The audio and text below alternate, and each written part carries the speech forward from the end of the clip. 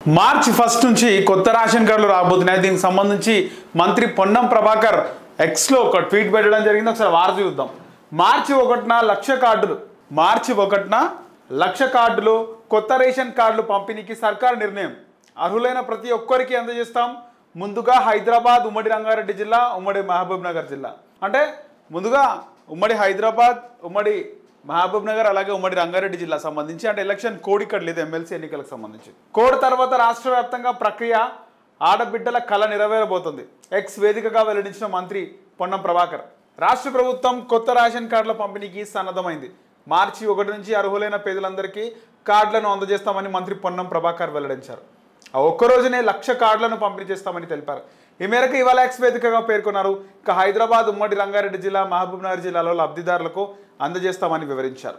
మార్చి 8 తర్వాత ఇతర ప్రాంతాల్లో కార్డుల పంపిణీ ఉంటుందని, ఇక స్వరాష్ట్రంలో 10 ఏళ్ల తర్వాత పేద బిడ్డల రేషన్ కార్డుల కళ నెరవేరబోతుందని పొన్నం ప్రభాకర్ ఆయన రాసుకొచ్చారు.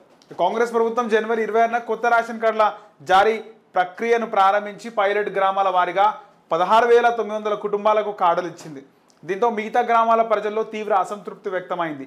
ఇంతలోనే ఎమ్మెల్సీ ఎన్నికలు కోడ్ వచ్చి పడింది.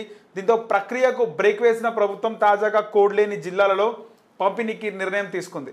మార్చి 1న ఎన్నికలు జరగని రంగారెడ్డి, హైదరాబాద్, ఉమ్మడి మహబూబ్ నగర్ జిల్లాల్లో పంపిణీకి సన్నద్ధం అవుతుంది.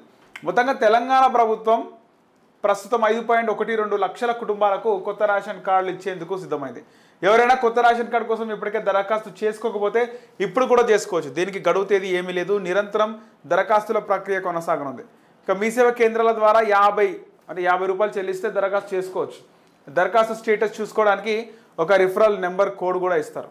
సో మొత్తానికి 1,00,000 కార్డులను పంచిపెడతామని చెప్పేసి ఇప్పటికే పొన్నం ప్రభాకర్ ఆయన చెప్పడం జరిగింది. అయితే ఇందులో ఒక కిటుకు ఏంటంటే, రేషన్ కార్డులు ముందు పింక్ రేషన్ కార్డులు, వైట్ రేషన్ కార్డులు అంటే ఫైనాన్షియల్ స్టేటస్, మధ్యతరగతి వాళ్ళకు ఒక రేషన్ కార్డు, పేదలకు ఒక రేషన్ కార్డు ప్రభుత్వం ఇస్తుండే గత ప్రభుత్వాలు. కానీ అన్నిటికీ ఒకటే రేషన్ కార్డు పెట్టింది కాంగ్రెస్ ప్రభుత్వం. అది ఒక మైనస్. సో ఎవరెవరైతే ఇంకా అప్లై చేసుకోలేదో రేషన్ కార్డుకి సంబంధించి, రేషన్ కార్డు 50 రూపాయలు చెల్లించి కొత్త రేషన్ కార్డు అప్లై చేసుకోండి. ఇంకా గడువు కూడా ఉందని మంత్రి పొన్నం ప్రభాకర్ అంటారు. మొత్తానికి రేషన్ కార్డు వల్ల, అంటే ఇప్పుడు ఆధార్ కార్డు ఎలా అయితే ఆధార్ కార్డు మ్యాండేటరీ అయిందో, రేషన్ కార్డు కూడా చాలా వరకు కోవిడ్ టైంలో డబ్బులు ఇవ్వడం, ఫ్రీగా రైస్ ఇవ్వడం. సో ఇప్పుడు కూడా ఫ్రీ రైస్ స్కీమ్ ఇంకా నడుస్తుంది.